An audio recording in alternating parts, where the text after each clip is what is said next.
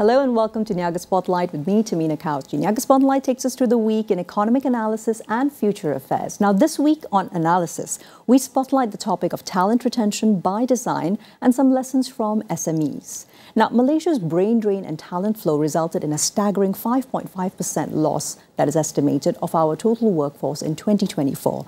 This exceeds 500,000 highly skilled workers, with most citing poor career pathways and rigid workplaces, according to World Bank data.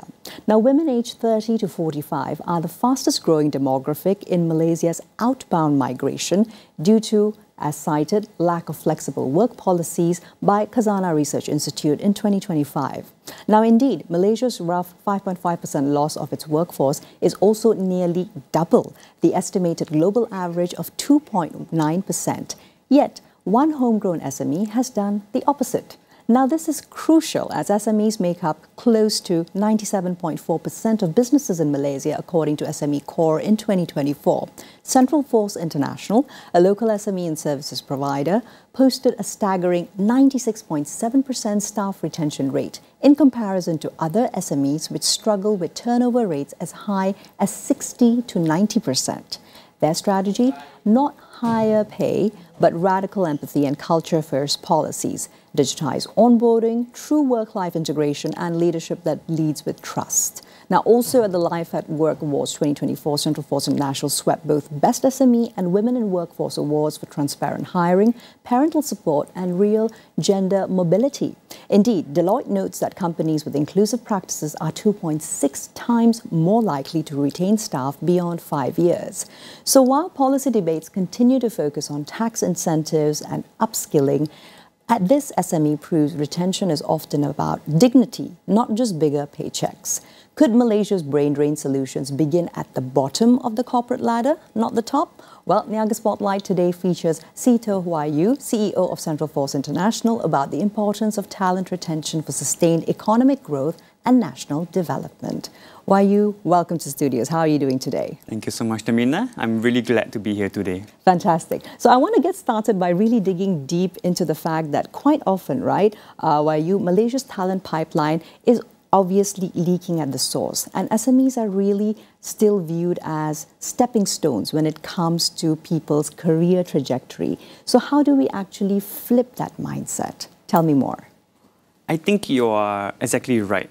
A lot of people, a lot of employees feel that SMEs is a great place to start off their careers, sort of learn the ropes and know what to do so that when they move on to the next role, they sort of, they get a better job, better pay and things like that, right? And I think for a lot of SMEs like us, that has been our fear for the longest time. Right. We always have that thinking that, oh, we're going to spend so much money on training, on development, upskilling, and just for someone larger than us to sort of pick them up and push them away. Once we have spent all of that money in training them. Yeah, exactly. Yeah. But what we find different, or what we noticed, was that if you just spend money on training and upskilling alone, they will eventually leave, right? Because they know that they now have a better skill set, they can demand for higher pay, they can move on to a better position. So it's not just training and upskilling, but you also have to show that you care for them and you have a place for them to develop their career paths further, right? So show them that there is a future working in an SME and there is just so much more to learn, and that this is a place for you to sort of harness and nurture yourself to grow further. So that's what we do at Central Force. In essence, we have three main pillars that guide our company's growth. So we have the pillar of care, and in care, we say we care for our employees and we care for the people beside us. Right. So always making sure that we are looking after one another, and we know that if they need something, we are there to be there for them. Exactly. And I think it's so interesting that you've already, first off, mentioned care.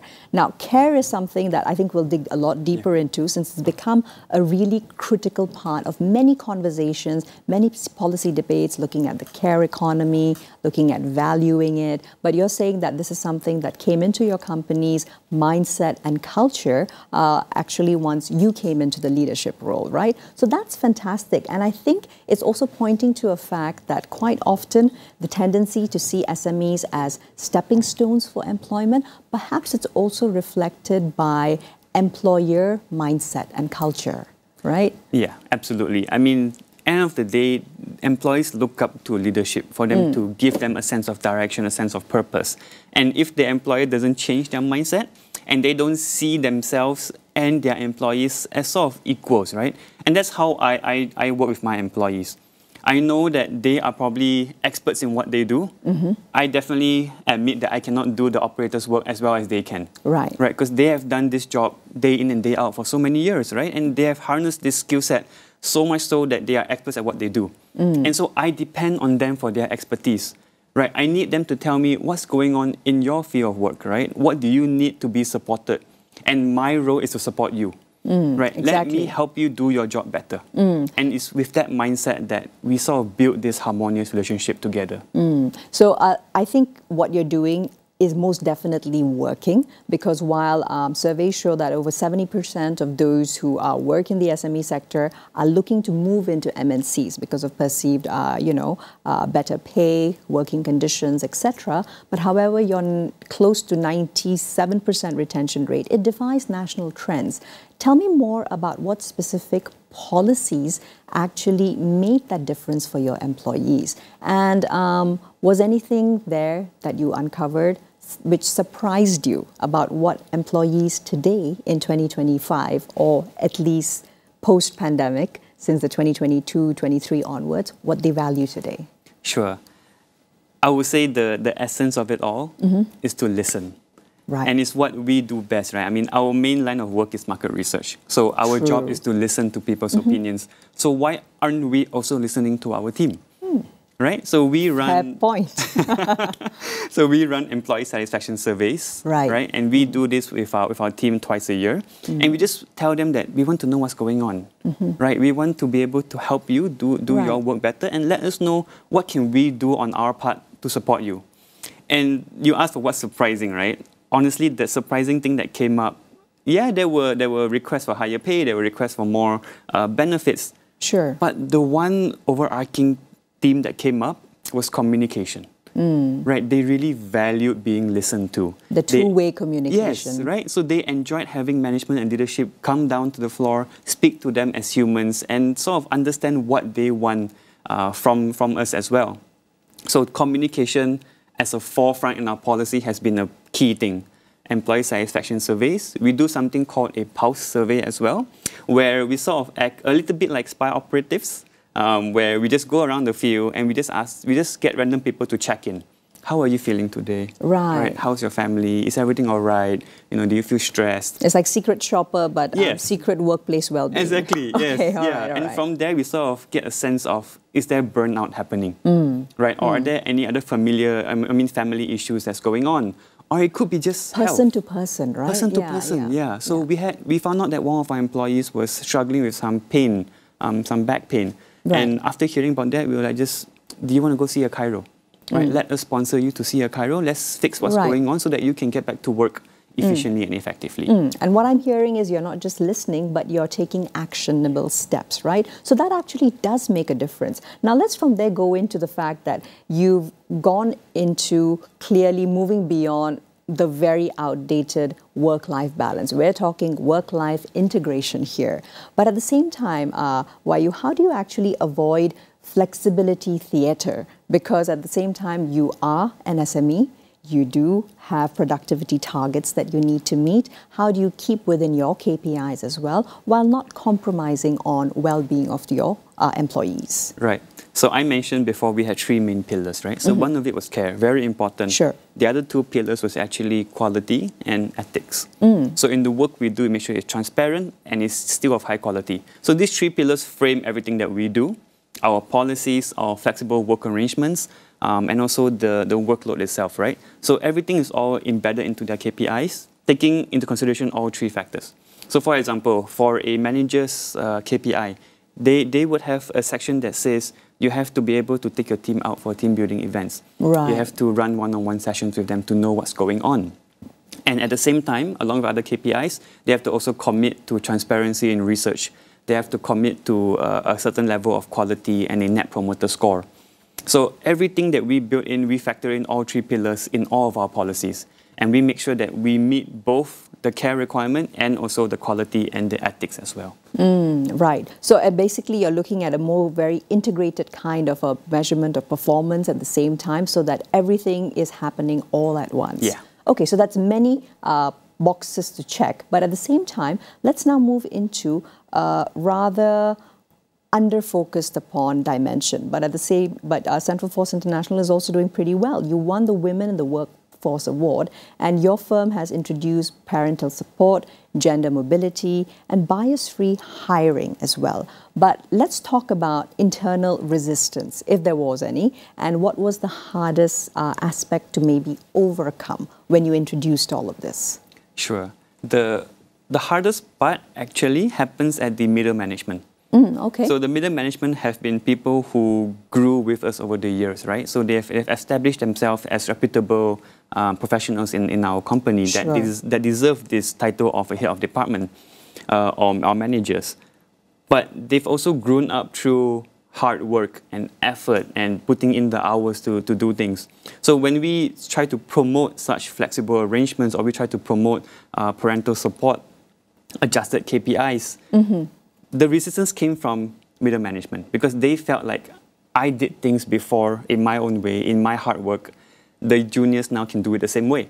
Right. Right. But that's not how it goes because the generations have been shifting. The thinking and the thought process and the mindsets have not been the same as it used to be 10 years ago or 20 years ago. We now need to adopt a practice where it's more DEI, diversity, equity, and inclusion. We need to have a practice of more flexible work arrangements. And all of these things still needs to be accounted for. So resistance with the middle management has to be coached.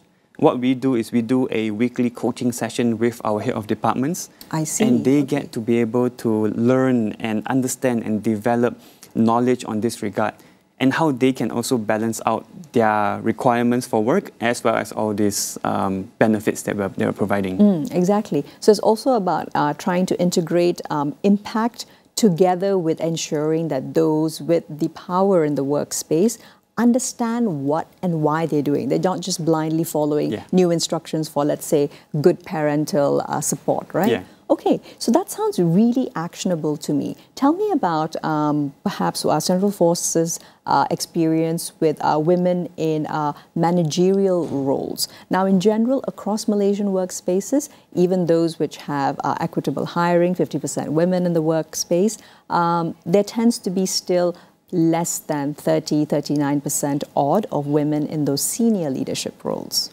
Right.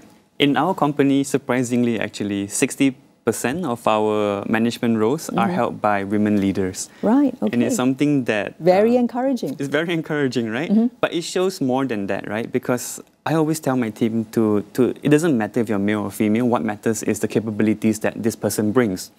Right, and everyone has been promoted because of their own self-contribution, their capabilities, and what they can or cannot do for the company, right? So they got this role through their own efforts and means. And it shows a lot.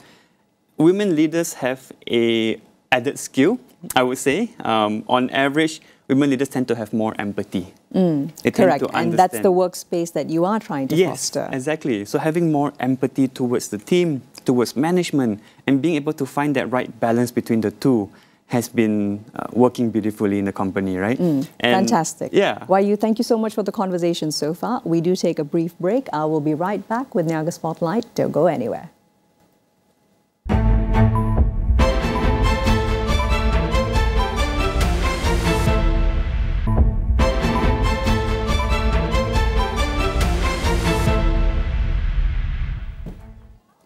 Welcome back to NIAGA Spotlight. Still with me, Tamina Kausji. And today, of course, as before, we are looking at SMEs and talent retention by design. I'm speaking to Wai Yu, CEO with Central Force International, right here with me in the studios. So Wai Yu, getting back into the conversation and digging in a little bit deeper on what we just left off. Now, most SMEs worry that when you look at DEI, it is a luxury that they cannot actually afford to have in place together with so many other running costs, right? So what's your economic case for DEI as a survival strategy in SMEs? Because those numbers, no one can lie. 60 to 90% talent talent loss from the average SME in Malaysia. So that obviously makes survival quite the struggle. But why should they be also thinking and prioritizing DEI? DEI, just as what it stands for, right? Diversity, equity, and inclusion. What doesn't sound great about that? So tell me about it. Yeah. Having diversity just means that you're having a wide range of a different perspective of things, right? Being able to have young and mature workforce, having from different ethnic backgrounds, different gender roles, even different backgrounds as well. Everyone gives a diverse perspective on things. If I were to just ask any company CEO or manager, when you run your meetings, wouldn't you prefer a more diverse team to sort of discuss and bounce ideas about?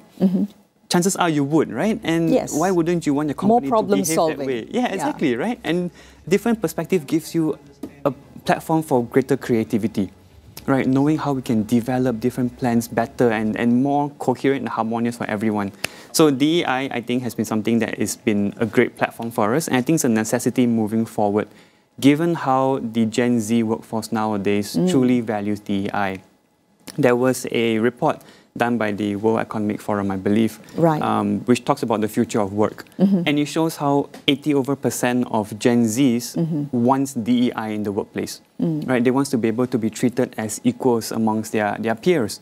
And it's something so important nowadays as we're moving to the future. And Gen Zs are the future of our industry, right? Absolutely. And we have to be able to cater to this market as well. I've had the privilege of being on Talent Corp through the LAWA Awards. They've invited me to speak at a workshop in Johor Bahru recently. Right. And I think their efforts in promoting DEI has just been excellent. And it's a real kudos to their initiatives as well. I think it's all about reframing the mindset that rather than a cost center, it is a resilience multiplier when you have DEI. Right. So you've also described your approach, Wai Yu, with Central Force as deep culture, not deep pockets. So that can be vague, though, when it comes to, when it boils down to the hard facts. So what type of hard metrics or KPIs do you use to measure the success as a business asset, perhaps? Yeah.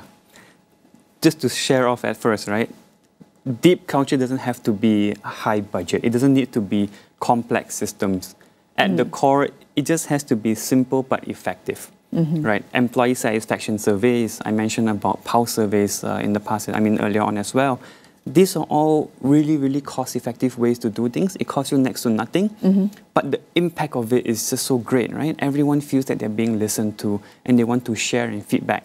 And on top of that, if you then work on those action points which are brought up, that gives them the understanding and appreciation.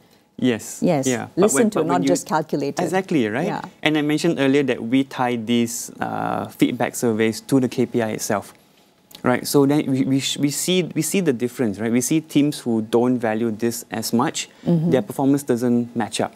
Right. And the data shows, right? When you treat your team well, they want to work harder for you, right? They don't mind going overtime. They don't mind putting in the extra hours just because you matter so much to them. That they want to be able to in turn support you through your growth as well. To be able to meet whatever deadlines, etc., that you may have seasonally, right? Yeah. So that does sound like the way in which you can organize an entire company. However, I keep hearing what you say, that it is repetitive, it's continuous, weekly check-ins, so that takes effort, but it's clearly paying off. So let's go into the fact that SMEs often, they react to turnover, right, Wai Yu? So you seem to design for loyalty. So what type of role should succession planning and even long-term career scaffolding play when it comes to the SMEs and their talent strategies? Now we're looking at a national level, trying to zoom out and look at that big picture. The long-term planning is highly important, in my opinion. I think the growth of people are so exponential these days. The new generations are getting smarter and smarter, I have to admit. A lot of my young graduates in my team are just really brilliant. And we have to make sure that there's an avenue, there's a career path for them, right? And even as managers and directors ourselves, we need to know who's our pipeline, right? Who's going to take over our work? Who's going to move on to the next role? And it's not so much about preparing the pipeline, but it's more about ensuring there's continuity and sustainability in the business. because a lot of what I do may not be apparent to my juniors on my pipeline. Sure. So preparing that succession planning, preparing that transitional plan for them so that when they take on this role, they know what to do and they can improve it further through their own ideas and creativeness. Exactly. And I think the other point is the fact that tracking these culture KPIs needs to become something hard-coded for SMEs, because we've also got data which shows that culture KPIs such as internal mobility within the company, referral rates even, and also team parameters, companies who actually track it see 40% better retention. So it's actually telling you that if you do something but you're not tracking it, you're not going to understand what kind of benefits that you're receiving out of it, right? Okay, so from there, let's move on into the final area that I would really like to pick your brain about. So if you could perhaps rewrite one policy when we look at, the 13th Malaysia Plan, but which would support SME level talent retention, what would it be? The 13th Malaysian Plan, although it's tabled for July later on, but I think when it was released, it actually had a lot of support for SMEs. And going through the plan actually, gave me a lot of joy, because I can see the government's, the Madani efforts to grow this sector further and to improve and upskill the sector. And it brought in organizations like SME Corp, Talent Corp, and all these people are working so hard to really improve the economy. I don't think I would rewrite any policy, but what I would like to see would be an inclusion of something new, something that's targeted at more workshop-related events, something that explains and tells SMEs why do we even need these practices in the first place. Because there are grants for upskilling, there are grants for tech innovation, but I don't even know what to do if I don't have the knowledge for it. Yes, exactly. Yeah. Exactly. So there's a lot of access, but at the same time, better enforcement, better understanding, and right? better education as well. Yeah, absolutely. I hear you on that. So I think just going back into and clarifying one area, when you spoke about the fact that, you've got DEI in the workplace, support for women, etc., but you also mentioned parental support. Tell us about what is in it for men in the workplace, and how do men in your workplaces also need to be part of such initiatives, because ultimately nothing can be gender blind, right? Yeah. So just as you say, right, parental support is parental. It is for both the Mom and male, dad. Yeah, mom and dad, exactly. Yeah. We have single dads in our company, right? We have people who have to raise their child individually, right? And it's no easy task. It is something that is really tough, right? Being able to focus on your family and work at the same time and doing it on your own. Yeah. So we don't look at it as a gender thing. It's not whether you're a mom or a dad, but rather if you have a child and you need that support, is what we can offer to you. So it's that flexibility sometimes. We don't stinge on the petty things, right? We don't enforce work hours to the T. But if you let us know and tell us that actually my son needs to be picked up from school, can I go pick him up and maybe I'll work an extra half an hour? By all means, right? We give you that flexibility so that you can be there for your family, right? And ultimately, I think family matters a lot to everyone, and we have to juggle both family and work at the same time. And we want to be able to give you that flexibility to do so. Exactly, and also for men as well as for women, Yes. right? So you've started off with these policies like about 2018, 2019. How long did it take for everyone to sort of acclimatize and for men also to feel comfortable in taking on these roles just because they don't feel stigma anymore? I would say it's an ongoing process. I don't think we will ever be at that point of 100%. Understood. I don't think everyone will fully understand why we do what we do or the understanding and rationale behind it. But it's that consistency, right? It's that constant informing and letting the team know that, hey, we're here, we're going to do all these things, and we're going to keep doing all these things for as long as possible. So as long as that consistency is there, it will continue to grow and grow and grow. But as, of course, teams leave and teams come in, then we have to rebuild that sort of connection and understanding again. So it's an ongoing process, but it's something that should be done anyway. Companies should behave this way for as long as possible. Absolutely, and not just SMEs, but thanks so much for your time today. I think you're doing an incredible job, and all the best in the coming future. Thank you so much. Well, that's all we have time today on NIAGA Spotlight, and it's quite clear that when it comes to SMEs and talent retention, the key is already there. It's about structure, it's about purpose, it's about trust, and that is how even small-scale employers can actually keep their employees and ensure it hems a little bit of Malaysia's brain drain that we are always discussing. I'm Tamina Kausji signing off for now. We'll see you again next week with more economic analysis and business insights. See you then.